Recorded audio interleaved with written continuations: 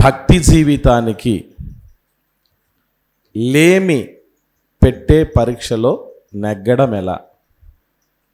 భక్తి జీవితానికి లేమి పెట్టే పరీక్షలో నెగ్గడం ఎలా? లేమి అన్నటువంటిది మనందరికీ తెలిసిందే.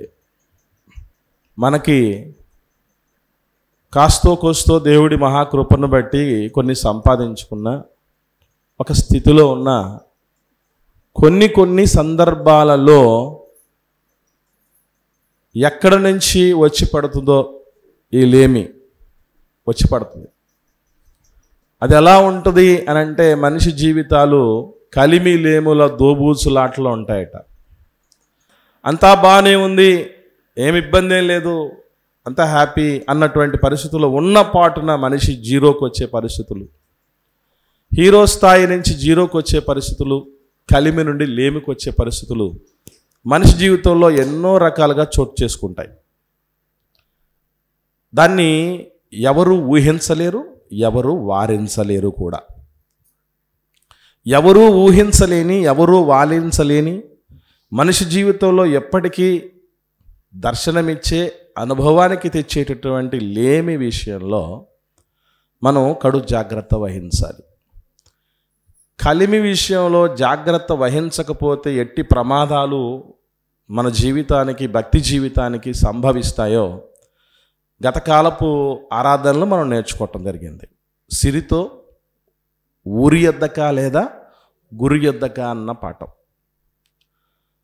అలాగే ఈ సమయంలో లేమి అనేటటువంటిది మానవుడికి దేవుడు రకరకాలైన కారణాలతో అనుమతిస్తాడు. అందులో ముఖ్యమైన 2 ప్రధానమైన కారణాలు ఏంటంటే, మనిషి యొక్క అవిధేయతను బట్టి లేమిని పంపిస్తాడు మనిషికి. రెండవది, మనిషి భక్తి జీవితాన్ని పరీక్షించడానికి పంపిస్తాడు. అవిధేయతను బట్టి వచ్చేటటువంటి లేమి అవిధేయతను పోగొట్టుకుంటే మరలా కలిమిగా మారుతుంది. మనకి ఎస్పెషల్లీ ద్వితీయోపదేశకాండం 28వ అధ్యాయం అంతా కూడా మనిషికి కలిమి ఎప్పుడు వస్తుంది, లేమి ఎప్పుడు వస్తుంది అన్న ఒక సాధారణమైన విషయం, కారణాన్ని దేవుడు చెప్తున్నాడు. లేమి అన్నదాన్ని అంత సులభంగా ఏ మనిషి ఇష్టపడడు. మనకెవరికైనా ఇష్టమా అంటే లేమండి? లేమి ఎవరికైనా ఇష్టమా? ఎవ్వరికి ఇష్టం ఉండదు. కానీ లేమి అనేటటువంటిది ఖచ్చితంగా వస్తుంది, ఇష్టపడకపోయినా. వచ్చినప్పుడు ఆ లేమి పెట్టే పరీక్షలో మనం నెగ్గాలి. ఇందులో గుర్తుపెట్టుకోవాల్సింది ఏంటంటే, లేమికి కారణాలు 2 రకాలుగా ఉన్నాయి. ఒక రకపు కారణం మనిషి అవిధేయతను బట్టి, ఆజ్ఞను అతిక్రమించటాన్ని బట్టి వచ్చిన లేమి. ఈ లేమి ఎందుకు వస్తుంది, లేదా దానికి రెమెడీ ఏంటనేది ద్వితీయోపదేశకాండం 28వ అధ్యాయంలో చాలా స్పష్టంగా రాయబడి ఉంది. ఒకసారి 15వ వచనం చూద్దాం. ద్వితీయోపదేశకాండం 28వ అధ్యాయం 15వ వచనంలో, నేను నేడు నీకు ఆజ్ఞాపించు ఆయన సమస్తమైన ఆజ్ఞలను, కట్టడలను నీవు అనుసరించి నడుచుకొనవలెనని నీ దేవుడైన యెహోవా సెలవిచ్చిన మాట వినని యెడల ఈ శాపాలన్నీ నీకు వస్తాయంటాడు. క్లారిటీగా చెప్తున్నాడు. శాపం వచ్చిందంటే మనిషికి ఏమొస్తుంది? లేమొస్తుంది. ఏ విధమైన లేములు వస్తాయో అనేది చాలా స్పష్టంగా తదుపరి చెప్పాడు దేవుడు. ఇది ఒక కారణం. ఇది నెరవేరాలి అని అంటే ఇప్పుడు ఈ శాపం పోవాలంటే ఈ తరహా తప్పిదాన్ని బట్టి, ఈ కారణాన్ని బట్టి, అంటే దేవుడి మాట వినకపోయిన కారణాన్ని బట్టి వచ్చిన లేమి అధిగమించబడాలి అంటే చేయాల్సింది ఒకటే, మాటను పాటిస్తే తిరిగి సాధారణ పరిస్థితికి తీసుకొని వస్తాడు. ఇది లేమికి మొట్టమొదటి ప్రధానమైన కారణం. ఒకసారి చూద్దాం అది కూడా. అసలు నిజంగా దేవుడి మాటలు పాటిస్తే అన్ని దీవెనలు వస్తాయని దానికి సంబంధించి కూడా 28వ అధ్యాయం ప్రారంభ వచనం చూద్దాం. నీవు నీ దేవుడైన యెహోవా మాట శ్రద్ధగా విని నేడు నేను నీకు ఆజ్ఞాపించుచున్న ఆయన ఆజ్ఞలన్నింటినీ అనుసరించి నడుచుకొనిన ఎడల నీ దేవుడైన యెహోవా భూమి మీదనున్న సమస్త జనముల కంటే నిన్ను హెచ్చిస్తాడు. ఈ రెండు విషయాలు మనం గుర్తుంచుకోవాలి. మొట్టమొదటిది, మనిషి లేమికి ప్రధానమైన రెండు కారణాల్లో మొట్టమొదటి కారణం దేవుడి మాట వినని పరిస్థితి. అమ్మా నాన్నల మాట విన్న బిడ్డలు బాగుంటారా? ఉన్నతమైన భవిష్యత్తు ఉంటుందా? అమ్మ నాన్నల మాట వినని బిడ్డల భవిష్యత్తు బాగుంటుందా? విన్న వాళ్ళ భవిష్యత్తే బాగుంటుంది. ఇది ఎంత నిజమా? దేవుడి మాట విన్నటువంటి వాళ్ళ జీవితం ఇక్కడ మనం గుర్తుపెట్టుకోవాల్సిన, చాలామంది అర్థం కాక తెలియక ఒక విషయాన్ని తప్పుగా అర్థం చేసుకున్నారు. అదేంటంటే, దేవుడి కడకు వచ్చినటువంటి వ్యక్తికి ఇహపరాల్లో కొదువ లేకుండా ఉంటుంది. నోట్ దిస్ పాయింట్, మళ్ళీ చెప్తున్నా. కొదువ అంటే మనకు గొప్ప స్థితి రాకపోవచ్చేమో కానీ భూమి మీద బతుకుతున్నప్పుడు, గొప్ప స్థితి అంటే ఒక సౌకర్యవంతమైన జీవితం, పెద్ద పెద్ద 5 అంతస్తుల మేడలు లాంటివి, మంచి లగ్జరీ కార్లు లాంటివి, కేజీల బంగారం లాంటి పరిస్థితులు, ఎకరాల భూమి లాంటి పరిస్థితులు రాకపోవచ్చేమో కానీ లేమి మాత్రం భూమి మీద జీవిస్తున్న దేవుని పిల్లలకు రాకూడదు. దానికోసం మంచి పాట ఉంది. లేమి అన్నది క్రైస్తవులకు తగునా అనేటటువంటి పాట ఒకటి ఉంది. కానీ దానికి 2 కండిషన్లు ఉన్నాయి. లేమి అన్నది మనిషికి అంటే దేవుని బిడ్డలకు రాకుండా ఉండాలంటే 2 పరిస్థితులు ఉన్నాయి. అందులో మొట్టమొదటి పరిస్థితి ఇక్కడ మనం చదువుకున్నాం. అదేంటంటే, మాట వినని వారి జీవితాలలో లేమి ఉండును. ఎక్కడ? ఇది పాత నిబంధనకు మాత్రమేనా, కొత్త నిబంధనలు కూడానా అంటే దీనికి కూడా ఒక ఎగ్జాంపుల్ ఆలోచన చేద్దాం. ఫర్ ఎగ్జాంపుల్, దేవుడు దుర్నీతి సాధనాలుగా మీ యొక్క అవయవాలను మీరు వాడద్దు అన్నాడు. కొత్త నిబంధన చట్టమే కదా అది. ఎందుకంటే క్రీస్తు అవయవాలు అవన్నీ. దుర్నీతి కోసము లేదంటే వ్యసనాల కోసము ఈ దేహాన్ని దుర్వినియోగపరిస్తే సంపాదించింది ఎంతైనా ఏమైపోతుంది? ఉదాహరణకు తాగుడుకు పెట్టుతున్నాను అనుకుందాం. లక్షలు సంపాదిస్తున్నారు, కానీ సంపాదించిందంతా తాగుడు బానిసలుగా అయిపోయి వాళ్ళు తాగడమే కాకుండా 10 మంది ఫ్రెండ్స్ పిలిపించుకొని వాళ్ళకి దాపిస్తాడు. దీనివల్ల ఏమైపోతుంది చెప్పండి? లేమొచ్చేస్తుంది. ఏ రకమైన వ్యసనాలు? ఇప్పుడు వేశ్యలతో చిన్న కుమారుడు ఎందుకు పందుల పొట్టుతో కడుపు నింపుకోవాలన్న దుస్థితికి వచ్చాడు? అక్కడ క్లారిటీగా ఉంటుంది. పెద్ద కుమారుడు చెప్తాడు, వేశ్యలతో తినివేశాడు అని. అదొక వ్యసనం. అది కొత్త నిబంధనలో ఉన్నవాడికి కూడా వర్తిస్తుంది. గుర్తుపెట్టుకోండి. మనలో చాలామంది ఆ రకమైనటువంటి కారణాలతో ఏమైనా లేమికెళ్తున్నామా? మాట వినక. లేదు, సంతుష్టి సహితమైన దైవభక్తి గొప్ప లాభసాధకం అన్నాడు. సంతృప్తిగా ఉండగలగాలి. అంటే ఏదైతే మనకు ఉన్నదో, మనకు ఉన్నటువంటి శక్తి ఏంటో, స్తోమత ఏంటో, దాన్ని బట్టి మనం అణుచుకోవడాన్ని బట్టి మనం లేనిపోని ఇబ్బందుల్లోకి వెళ్ళాం. అది కూడా ఒక కారణం. దేవుడు మాట అదే కదా చెప్పింది. మీకు కలిగిన వాటితో ఏం చేయమన్నాడు? తృప్తి కలిగి ఉండమన్నాడు. మీ శక్తి ఏంటో, మీ సమర్థత ఏంటో దానికి తగ్గట్టు బతకండి అని చెప్పడం జరిగింది. దానికి తగ్గట్టుగా మనం బతికామనుకోండి, మనకి ఏ ఇబ్బందులు కలగవు. సమస్యల్లో ఎప్పుడు వస్తుందని అంటే, ఏదో అంటారు లోకంలో సామెత, ఆస్తి మూరెడు ఆశ బారెడు అని. బారెడు అన్నది ఇప్పుడు మనం మాడిఫై చేయాలి. బారెడు పోయి బోలెడైంది. దాన్ని బట్టే లేనిపోయిన సమస్యలన్నీ. అప్పుడప్పుడు కొంతమంది చెప్తూ ఉంటారు, ఇల్లు కట్టుకోవడం నేను మొదలుపెట్టిన తర్వాత ఏమైపోయింది, ముందు కంటే సంకట పరిస్థితి వచ్చింది. ఎంతమంది చెప్పింటారు ఆలోచన చేయండి. మీతోనే ఎంతమంది చెప్పింటారు, మీలో కూడా ఎంతమంది అనుకొని ఉంటారు. బయటికి చెప్పకపోయినా అనుకున్న పరిస్థితులు ఉండొచ్చు. ఎందుకంటే శక్తి స్తోమత ఉండగలిగితే ఒకటి చెప్తారు, ఏదన్నా ఒకటి కొనాలి అని అంటే ఎంత పరిస్థితి ఉండాలట మనిషికనంటే, మనం కొనేది మన నెల సంపాదనలో సగం కంటే ఎక్కువ ఉండకూడదట. నెలసరి సంపాదనలో మనం ఏదైతే కొంటామో ఏదైతే ఖర్చు చేస్తామో అది సగం కంటే ఎక్కువ ఉండకూడదట. ఏదైతే ఎంతైతే స్తోమత ఉందో దానికి తగిన రీతిగా ఉండగలిగితే భూమి మీద లేమికి తావు ఉండదు. ఇది కూడా లేమికి అంటే మనకున్న శక్తికి మించినటువంటి స్థితికి మనం వెళితే దాన్ని కూడా దేవుడు చెప్పిన మాటను అధిగమించటం లేదా అతిక్రమించటం అని అంటారు. దీన్ని బట్టి కూడా వస్తుంది కొత్త నిబంధనలో నేను ప్రాక్టికల్గా చెప్తున్న విషయం. ఇది మొట్టమొదటి కారణం. రెండవ కారణం ఉంది, అదే మన జీవితంలో రావాల్సిన లేమి. అదేంటంటే పరీక్ష కొరకు దేవుడు లేమిని అనుమతిస్తాడు. అంటే పరీక్ష అంటే అర్థం ఏంటి? ఏం పరీక్ష అంటే భక్తి జీవితానికి ఎప్పుడు పరీక్షలు దేవుడు పెడతాడు. మనం అందరం విశ్వాసులు. మన తండ్రి ఎవరు?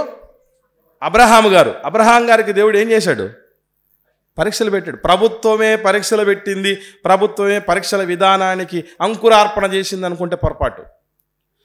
ప్రభుత్వానికంటే ముందు ప్రభు ఎప్పుడో విశ్వాసికి పరీక్షలు పెట్టడం మొదలుపెట్టాడు. ఖచ్చితంగా మన భక్తి జీవితం తాలూకు శక్తి ఎంత ఉందో, సమర్థత ఎంత ఉందో, స్థాయి ఎంత ఉందో దేవుడు ఎప్పుడు పరీక్షలు పెడుతూ ఉంటాడు. గుర్తుపెట్టుకోండి, ఇక్కడ ఒక ప్రాముఖ్యమైన విషయం ఏంటంటే దేవుడికి తెలీదా మనం ఏమాత్రం అనేది? పరీక్షలు ఎవరికి అవసరం? గవర్నమెంట్ ఎందుకు పెడుతుంది పరీక్షలు? గవర్నమెంట్కు ఎవడు ఐఏఎస్ ఆఫీసర్ అవ్వగలడు, ఎవరు ఐపీఎస్ ఆఫీసర్ అవ్వగలడు తెలియదు కాబట్టి గవర్నమెంట్ టెస్ట్ పెడుతుంది. స్కూల్లో కూడా ఎవరు స్కూల్ ఫస్ట్ వస్తారో, ఎవరు సెకండ్ వస్తారో, ఎవరు ఏ స్థాయిలో ఉంటారో తెలియదు కాబట్టి పరీక్ష పెట్టింది. దేవుడు ఎందుకు పెడుతున్నాడు? అబ్రహాం గారి విశ్వాస పరిమాణం దేవుడు తెలీదా? ఎందుకు పెడతాడు అని అంటే గుర్తుపెట్టుకోండి, ఆయన యొక్క సమర్థత ఏంటో, వాళ్ళ యొక్క అర్హత ఏంటో నీకు నాకు తెలియడానికి. ఇప్పుడు చిన్న ఎగ్జాంపుల్, నీకు ఎప్పుడైనా డౌట్ వచ్చింది లేదు, అన్ని విషయాల్లో అబ్రహాం గారిని దేవుడు ఆశీర్వదించాడట. ఇలా ఆశీర్వదించిన ఒక్కడంటే ఒక్కడు కూడా దేవుణ్ణి క్వశ్చన్ చేయలేదు. ఎందుకు తెలుసా? దేవుని ఏమయ్యా అబ్రహాం గారు ఒక్కడే నా నీ కొడుకు, మేము బిడ్డలం కాదా నీకు? ఆయనకే అన్ని విషయాల్లో ఆశీర్వాదం ఇస్తావా? విశ్వాసులకు తండ్రి ఆయన ఒక్కడేనా? మేమేం పనికిరామా అని ఒక్కరు ఆయనకు ముందటి తరంలో భక్తులు ఉన్నారా లేరా? అబ్రహాం గారికి ముందటి తరంలో భక్తులు ఉన్నారా లేరా? ఉన్నారు. 300 సంవత్సరాలు దేవుడితో నడిచిన హనోకు పోయే, కొట్టుకుపోయే. ఆయన తర్వాత ఇంకొక ఆయన వచ్చాడు, అద్భుతమైనటువంటి వ్యక్తి. ఎవరైనా విశ్వాసమునకు వారసుడైనటువంటి వ్యక్తి నోవహు గారు. ఇప్పుడు అబ్రహాము గారిని మాత్రం అన్ని విషయాల్లో దేవుడు ఆశీర్వదించాడంటే ఒక్కడంటే ఒక్కడు ముందటి తరాల్లో కానీ అబ్రహాం గారి తరాలు కానీ పోని మనం ఎవరైనా ఎప్పుడైనా డౌట్ వచ్చి దేవుణ్ణి క్వశ్చన్ చేయాలనుకున్నామా? ఒకవేళ అడిగినా ఏమడిగి ఉంటాం దేవుణ్ణి? అబ్రహామును ఆశీర్వదించిన దేవా నన్ను ఆశీర్వదించు అంటాము తప్ప ఆయన ఎందుకు ఆశీర్వదించావు? ఆయన ఎందుకు అన్ని విషయాల్లో గొప్ప చేశావు? ఆయన ఎందుకు అన్ని విషయాల్లో ఉన్నత స్థితిలో ఉంచావని దేవుణ్ణి అడగం కారణం ఏంటంటే టెస్ట్ తాలూకు రిజల్ట్ మన ముందు పెట్టాడు ఆయన. దేవుడికి తెలుసు సమస్య ఎవరితో? మనతోనే సమస్య. కాబట్టి ముందు మనకు తెలియాలని ఆయనకు తెలుసు. అబ్రహాం గారికి పరీక్ష పెట్టాడు, అందరికీ పరీక్ష పెడతాడు.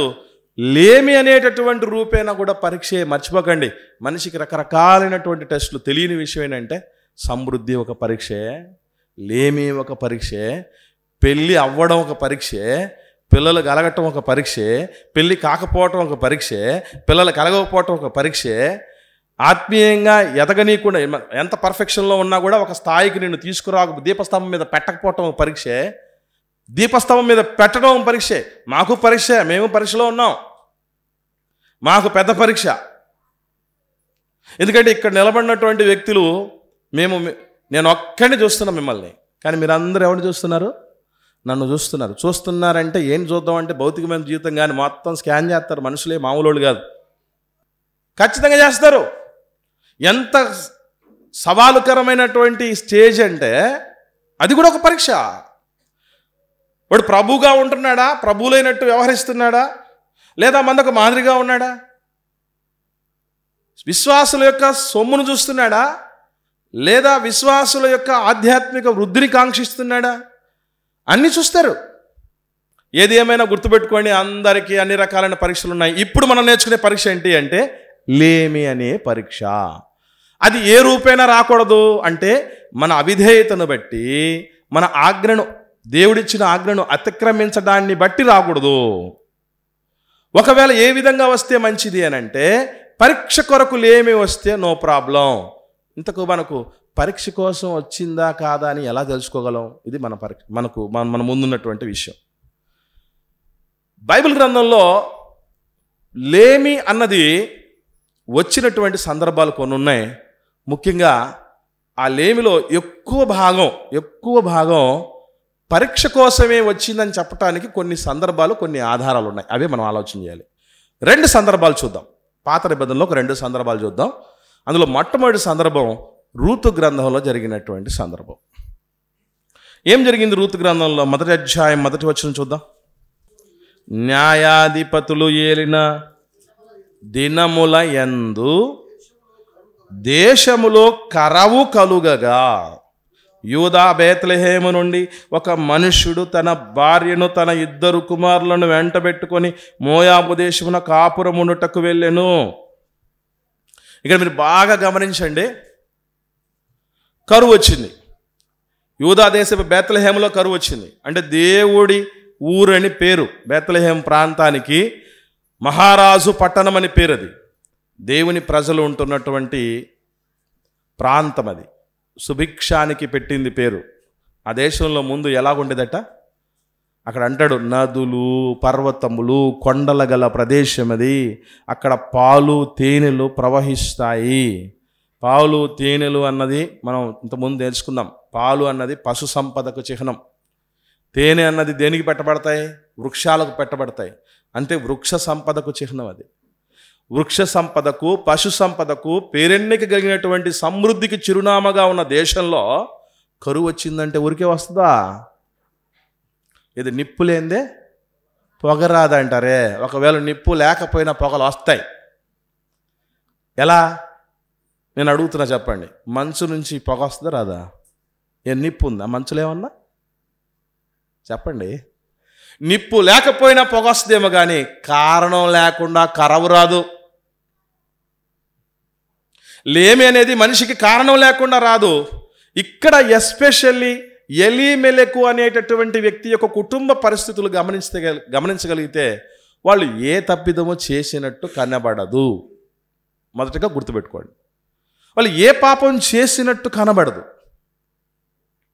వచ్చారు, ఎక్కడైతే కరువు వచ్చిందో కరువు నుంచి ఎక్కడికి వెళ్తారు? మామూలు బేసికలీ ఎవరైనా సమృద్ధి ఎక్కడుందో అక్కడికి వెళ్తారు, అంతే కదా. అననుకూల పరిస్థితుల నుంచి అనుకూల పరిస్థితులకు వెళ్ళిపోతాం. పక్షులు కూడా వలస వస్తూ ఉంటాయి కదా. ఎలాంటి పరిస్థితుల్లో ఉంటాయి? ఆ దేశంలో, అవి నివసిస్తున్న దేశంలో అవి నివసించటానికి, ఆహారానికి, సంతతిని అభివృద్ధి చేసుకోవటానికి అనుకూలత లేకపోతే అనుకూలతలు ఎక్కడ ఉన్నాయో వెతుక్కుంటూ వెళ్తాయి. మనిషి కూడా అంతే. ఎక్కడ అనుకూలతలు అనిపించాయి అక్కడ ఆల్ట్ అయిపోయారు. ఆ దేశం మోయాబు దేశం. మోయాబు దేశంలో కొడుకులకు, ఎలీమెలెకు గారి కొడుకులకు, మహ్లోను, కిల్యోను అనేటువంటి 2 కొడుకులకు పెళ్ళిడు వచ్చింది. అక్కడే ఉన్నారు కాబట్టి అక్కడే ఉన్న అమ్మాయిలు పెళ్లి చేసుకున్నారు. పెళ్లి చేసుకోవడం అయితే తప్పు కాదు. బెత్లెహేములో ఒకవేళ ఉంటే ఇశ్రాయేలును చేసుకునేవాళ్ళు. అక్కడ మనం పెద్దగా సీరియస్గా థింక్ చేయాల్సినటువంటి ఆవశ్యకత లేదు. అక్కడ ఈ టైంలో ఏం జరిగింది అని అంటే మరలా ఇరుకొచ్చింది. ఎక్కడ? మోయాబు దేశంలో. నయోమి అమ్మ అంటే ఎలీమెలెకు అనేటటువంటి పెద్ద ఆయన యొక్క భార్య నయోమమ్మ, వాళ్ళిద్దరికీ 2 కొడుకులు ఉన్నారు. మహ్లోను, కిల్యోను అన్న కొడుకులు. వాళ్ళిద్దరికీ మోయాబురాళ్లతో పెళ్ళయింది. 2 కోడళ్ళు ఓర్పా, రూతు. మనకు అందరికి తెలుసు. ఇప్పుడు వండపాట్న కుటుంబ యజమాని చనిపోయాడు. తర్వాత 2 కొడుకులు చచ్చిపోయారు. ముగ్గురు ఒకటేసారి 2 తరాల కోడళ్ళు ముగ్గురు కూడా విధవరాళ్ళు అయిపోయారు. పెద్ద దిక్కును కోల్పోయారు. ఆ టైంలో మళ్ళీ ఎక్కడికి వెళ్ళాల్సి వచ్చిందంటే బేత్లెహేముకి వెళ్ళాల్సి వచ్చింది. సొంతూరుకి వెళ్ళిపోతానండి. బేసికల్లీ ఎందుకో ఇలాంటి కారణాలను బట్టేనేమో చాలామంది భర్త చనిపోయిన తర్వాత ఎక్కువ మంది స్త్రీలు ఏం చేస్తారండి? తల్లిగారింటికి వెళ్ళిపోతారు. ఎక్కువ మంది స్త్రీలు తల్లిగారింటికి వెళ్ళిపోతారు. ఎందుకంటే ఇప్పుడు ఇక్కడ గమనించండి, అంటే ఇది కరెక్టా కాదా అనేది తర్వాత సంగతి. నేను చెప్తాను, దానికి సంబంధించి కూడా దానికి ఒక వివరణ ఉంది. చాలామందికి డైలమా అదేంటంటే, అసలు నయోమమ్మ ఆ కరువు కలిగినటువంటి ఊరిలోకి వెళ్ళి, అంటే దేశంగాని దేశానికి వెళ్ళి మళ్ళీ సొంత ఊరు రావడానికి కారణం ఏంటంటే అదొక స్పెషల్ కేస్. దీన్ని అసలు రోల్ మోడల్గా తీసుకోవాల్సిన పనే లేదు. ముందు గుర్తుపెట్టుకోండి.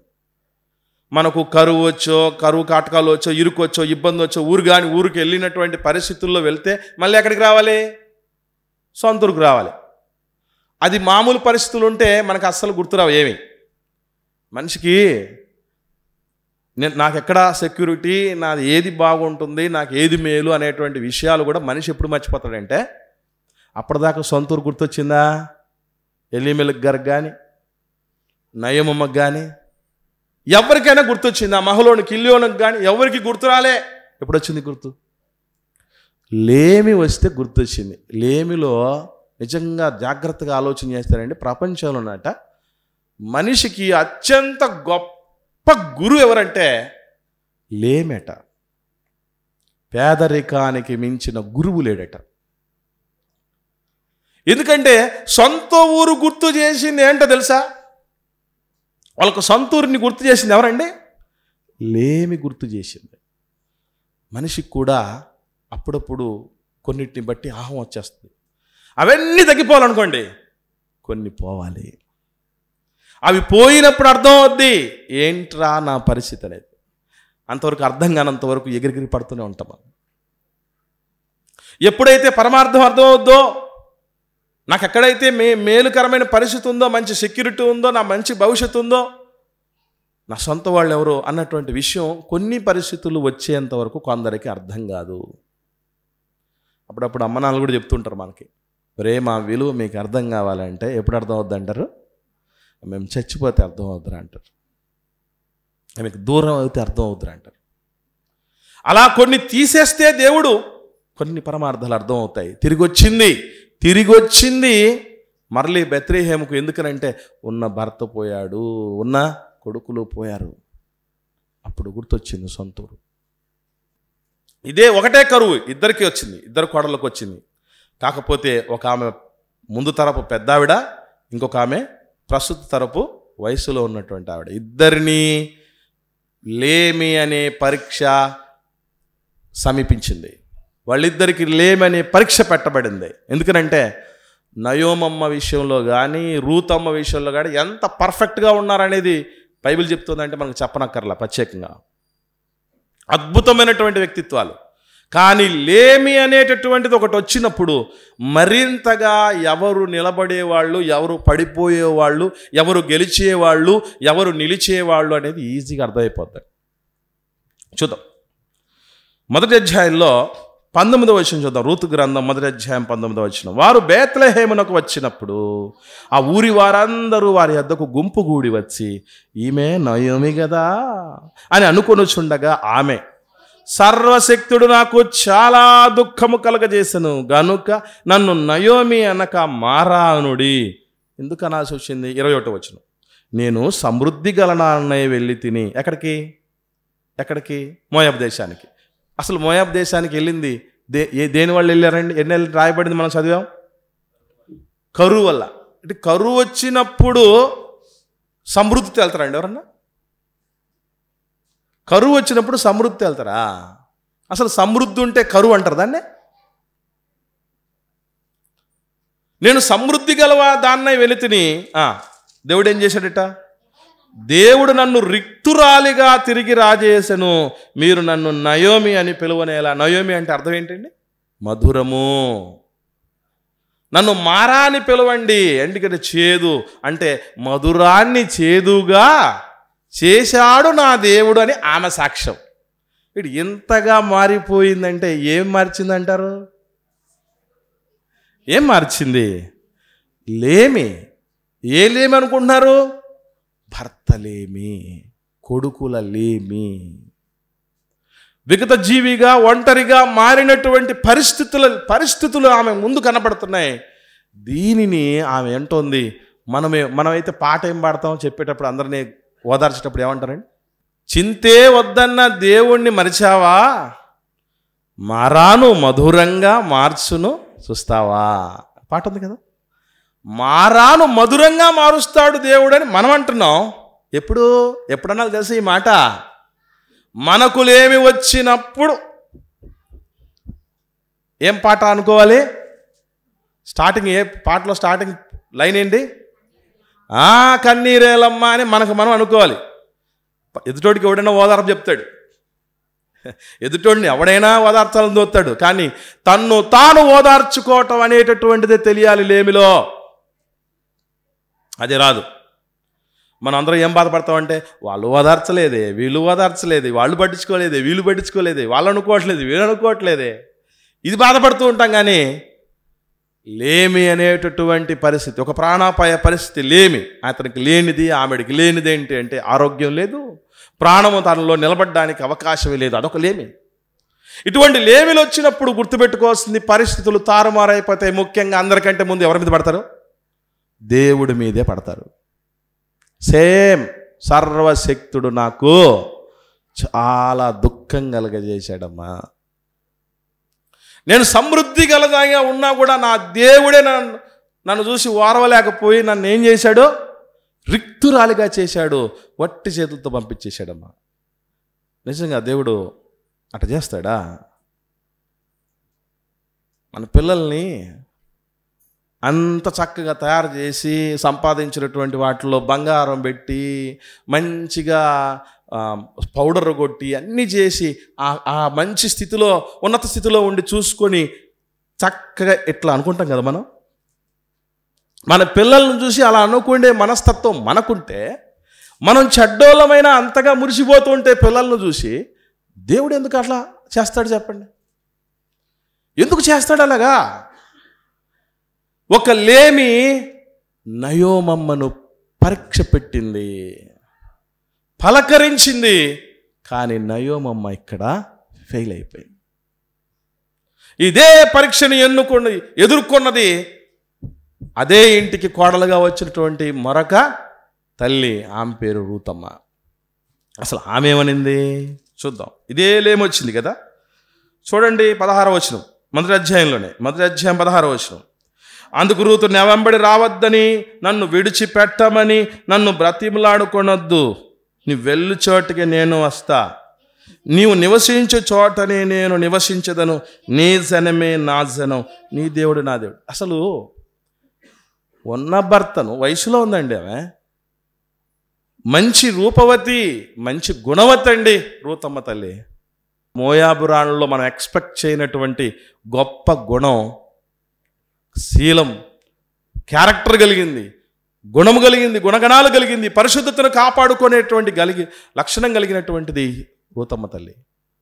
ఆమె అంటున్న మాట ఏంటంటే, నేనేదో దేవుని బిడ్డలని మీ ఇంట్లోకి అడుగు పెడితే, దేవుడు నువ్వు ముసలావిడ కాబట్టి మీ ఆయన్ని తీసేస్తే అర్థం ఉంది, ముసలోడు కాబట్టి చనిపోయాడు మామయ్య, బాగానే ఉంది, మా ఆయన ఎందుకు తీసుకెళ్ళాడు?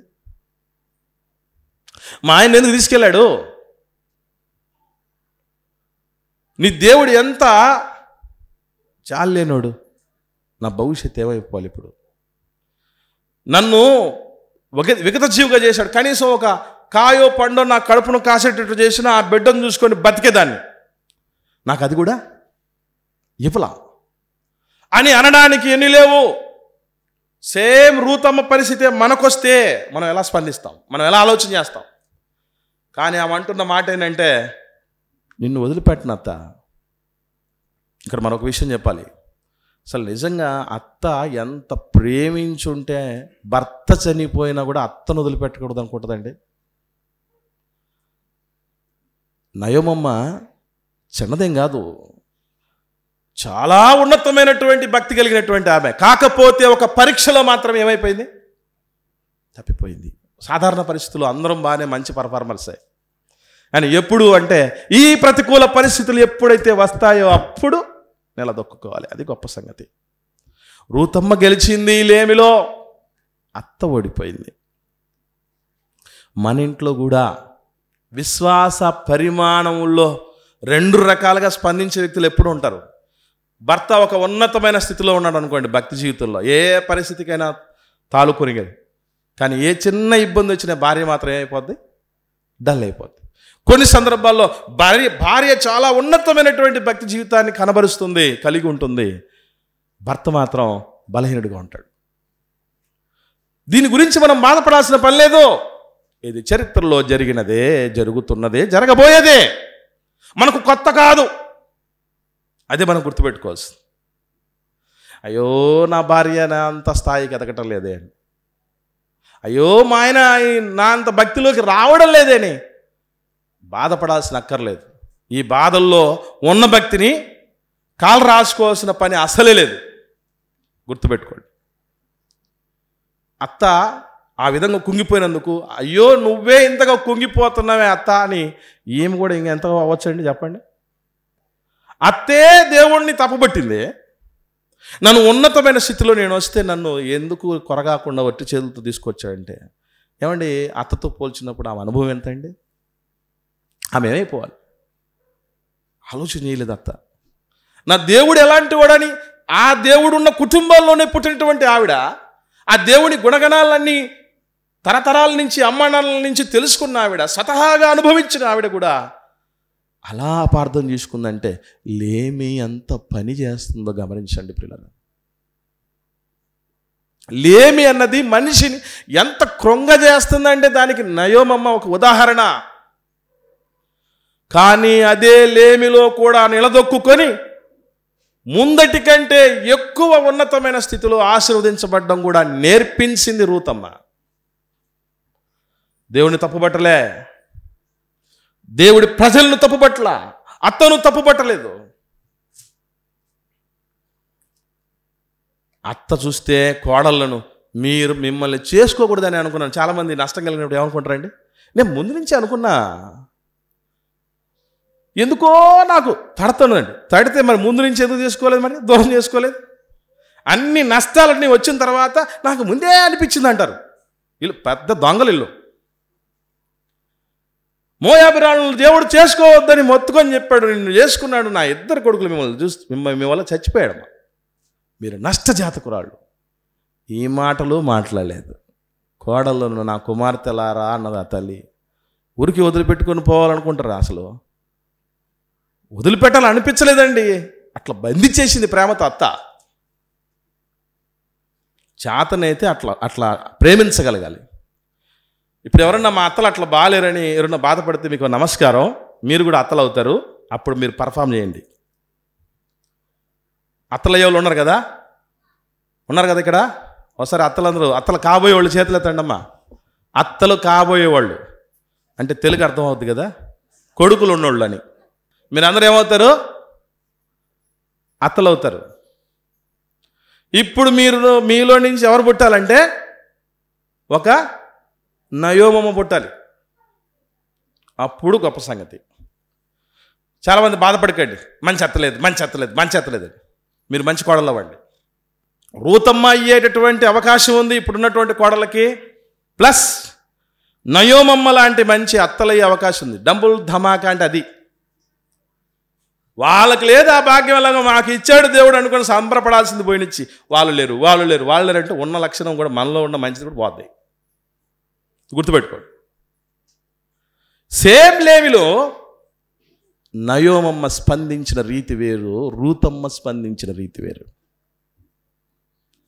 ఇదే లేమి మన జీవితంలోనికి వస్తే మనము నయోమమ్మలా తేలిపోతామా లేదా రూతమ్మలా గెలిచిపోతామా అనేది దేవుడు మన ముందు పెడుతున్నటువంటి టాస్క్, పరీక్ష.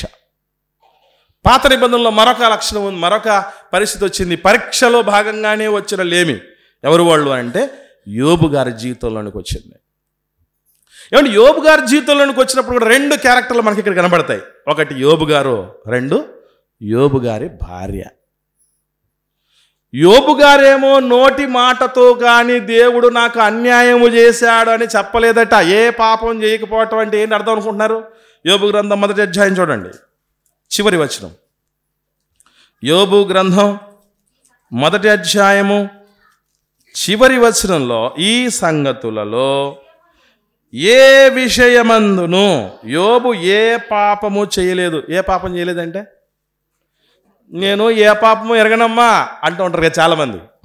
ఏ పాపం ఎరుగడంటే ఎవరినన్నాలో తెలుసా? కింద చదవండి. దేవుడు నాకు అన్యాయము చేశానని నేను అడుగుతున్న మాట.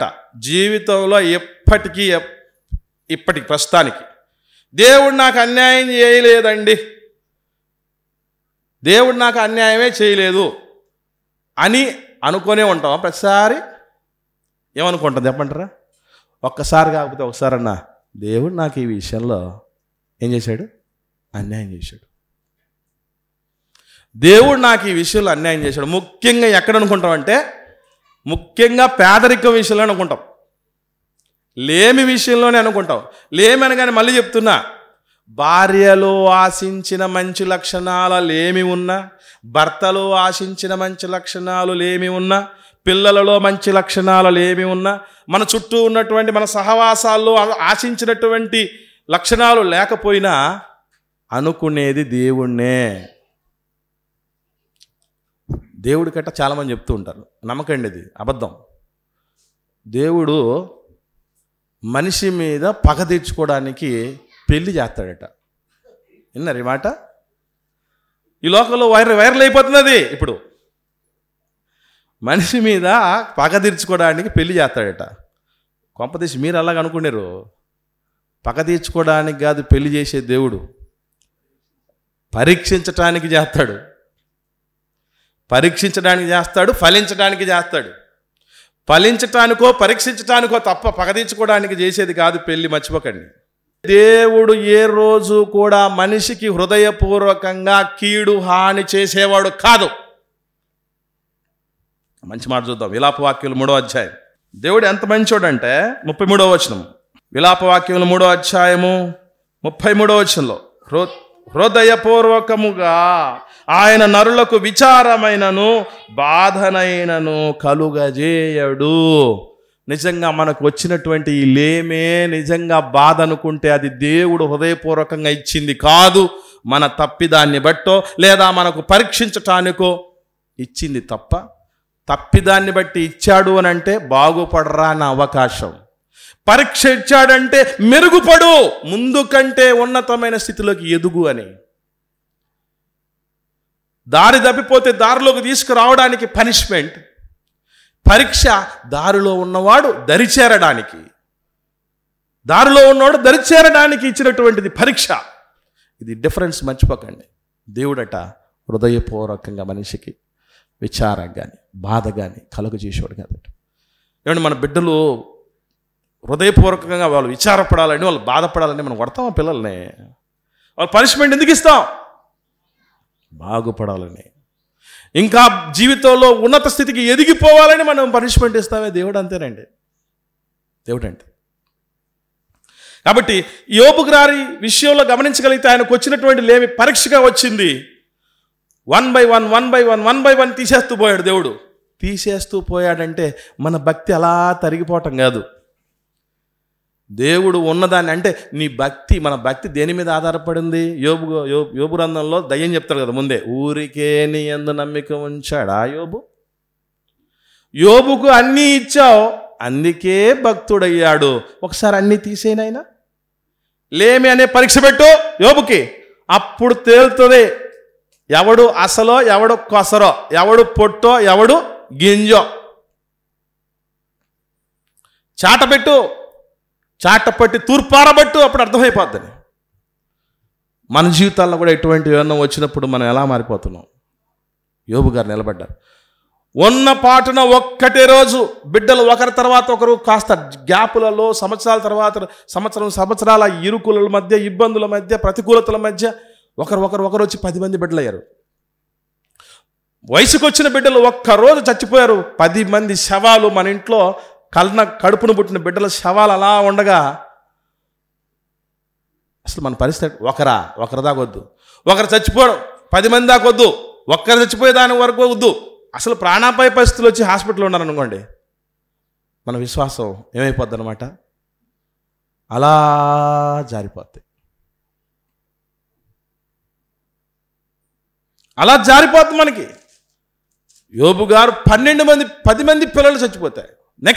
నెక్స్ట్ స్టెప్, దెబ్బ కొట్టింది ఎక్కడ అంటే బిడ్డల లేమి. మొదటి లేమి అయితే, రెండవది ఆస్తి అంతా ఓవర్ నైట్లో, ఒక రోజులో సంపాదించింది. అది ఒక్క రోజులో సంపాదించిందండి. అది దశాబ్దాల తరబడి కష్టపడి సంపాదించుకుని నీతి నిజాయితీతో సంపాదించుకున్నది ఒక్క రోజులో జీరోకి వచ్చింది. ఇది రెండవ లేమి. మూడవ లేమి, ఉన్న ఆరోగ్యం కూడా పోయింది. ఎందుకంటే బిడ్డలు పోతే, ఆస్తి పోతే పోయింది. ఫస్ట్ ఆస్తి తీసేశాడు కదా, ఆస్తి అయిపోయింది. ఆస్తి పోతే పోయింది, బిడ్డలే ఆస్తి అని అనుకుంటే బిడ్డలు పోయారు, బిడ్డలు కూడా పోతే పోయారు. ఆరోగ్యమే మహాభాగ్యం అనుకుంటే అది కూడా పోయింది. వీళ్ళందరూ పోతే పోయారు. నాకు మా ఆవిడ ఉంది కదా, దేవుడు నాకు ఇచ్చినటువంటి మంచి తోడు అనుకుంటే తోడొచ్చి ఏం చేసిందంటే పోడు పెడుతుంది. తోడొచ్చి పోడు పెడుతుంది. ఇక్కడ చుట్టూ స్నేహితులు వచ్చారు, వాళ్ళు అక్కడే రాబందుల్లో పిక్కతంటున్నారు. ఇన్ని పరిస్థితుల మధ్య మనలాంటోడు అంటే ఫస్ట్ స్టేజ్లోనే ఎత్తిపోతారు. ఫస్ట్ టెస్ట్లోనే అయిపోయింది కథ కంచికి మనం ఇంటికి అన్నట్టు. ఒక్క మంచి మాట చూద్దాం. రోమిలికి రాసిన పత్రిక 8వ అధ్యాయం. ఈ మాట మనం చెప్పగలమా, అనగలమా? రోమిలికి రాసిన పత్రిక 8వ అధ్యాయం 35వ వచనం చూద్దాం. క్రీస్తు ప్రేమ నుండి మనల్ని ఎడబాపు వాడెవడు? ఎవడో చెప్తున్నాడు అక్కడ. ఎవడెవడు ఎడబాపటానికి అవకాశం ఉందో చెప్తున్నాడు చూడండి. శ్రమ, బాధ, హింస, కరువు, లేమి. ఇదేం చేస్తుంది? వస్త్రహీనత అయినా, ఉపద్రవమైన, ఖడ్గమైన మనలను ఎడబాపున. రోజు దినమెల్లా వదకు సిద్ధపరచబడిన గొర్రె పిల్ల ఉన్నా కూడా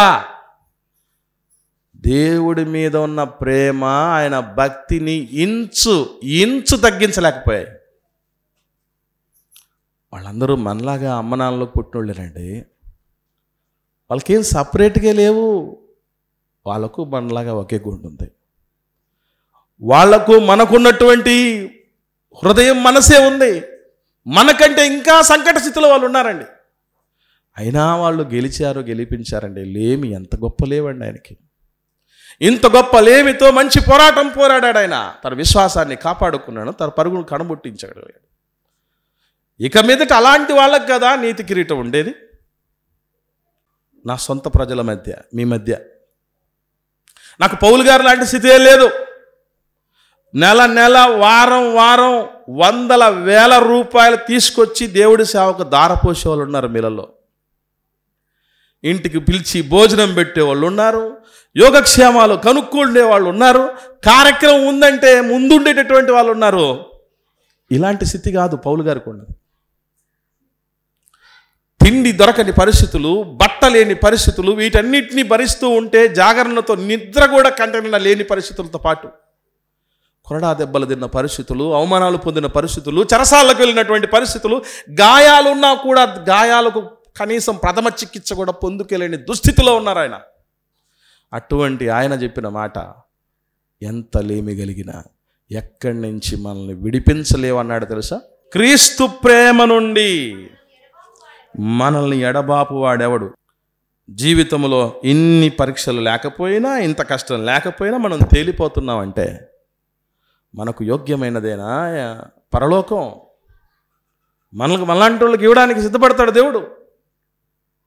నేను ఎప్పుడు ఆలోచన చేస్తూ ఉంటా, 30 ఏళ్ళు 40 ఏళ్ళు చేసే ఉద్యోగానికి ఎన్ని పరీక్షలు, 1వ తరగతి నుంచి చదివి 10వ తరగతి అయిపోయి, ఇంటర్మీడియట్ అయిపోయి, డిగ్రీ అయిపోయి, టెస్టుల్లో పాస్ అయ్యి, మరలా జీవితం అంతా కూడా నమ్మకంగా డ్యూటీ చేస్తేనే కదా 40 ఏళ్ళు, మ్యాక్సిమం 42 ఏళ్ళు వరకు మనిషి జీతం తీసుకుని ఉండడానికి. ఒక 42 ఏళ్ళు హ్యాపీగా జీతం తీసుకోవాలంటేనే ఇన్ని కష్టాలు ఉంటే, జీవితాంతం మనం ఎందుకు కష్టాలు పడుతున్నాం? పొట్ట నింపుకోవడానికి, ఒంటికి బట్ట ఉండటానికి, ప్రశాంతంగా బతకడానికి. ఇవన్నీ దేవుడు నేను శాశ్వత కాలం ఇచ్చేస్తానన్నాడు. అంత శాశ్వత కాలం మనం పొందుకోవాలంటే, అర్హత రావాలంటే దేవుడు పెట్టే పరీక్షల్లో నెగ్గగలగాలి. ఆ పరీక్ష లేమి అనే పరీక్ష. నీకు కొన్ని తీసేసి ఉండొచ్చు దేవుడు. ప్రారంభంలో నుంచి నాకు కొన్ని తీసేసి ఉండొచ్చు. ఇప్పుడున్నవి మన భవిష్యత్తు కాలంలో కూడా లేకుండా చేయొచ్చేమో. కానీ మనం పౌలు గారిలాగా ధైర్యంగా చెప్పగలిగింది ఏమని? ఎడబాపటానికి ఎవడొస్తాడో రమ్మనండి. దేవుని నుండి ఎడబాపటానికి ఎవరిని రప్పిస్తారో రమ్మనండి అన్నటువంటి పరిస్థితి మనకు రావాలి తప్ప, చిన్న ఇరుకు వచ్చినా, చిన్న ఇబ్బంది వచ్చినా దేవుడిని దూషించే పరిస్థితుల.